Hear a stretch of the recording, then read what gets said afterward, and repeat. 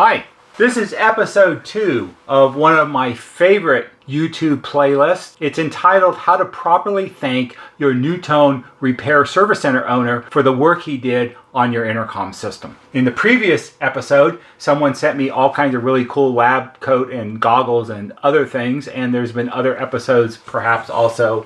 I'm not sure because it's been a while because people slack too much. Anyway, recently I had the opportunity to help a customer with some equipment that they needed to do a new vintage installation of a NuTone 256162 in their ultimate man cave. I rebuilt the unit and supplied some wire and did some other things, and he was a really easy guy to get along with and everything. And he received everything and told me he was really happy with it and all of that sort of stuff. And then a few days after that, with all of the other stuff that got delivered to us for repair, came this box. This is a thank you gift that he sent in, which he didn't have to do, but he did. And I thought I would just do another episode of how to properly thank your NuTone service center owner. So obviously it's from Hickory Farms, and you can even just tell that from the box because we all know what they look like. So let's go ahead and open it up and see what he sent me.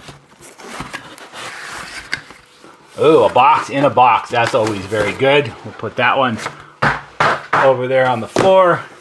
And if we open it up, got a nice, oh, it's a tasty platter. Check it out. Okay, so what do we have here? We've got some golden toasted crackers. We've got some Gouda blend cheese.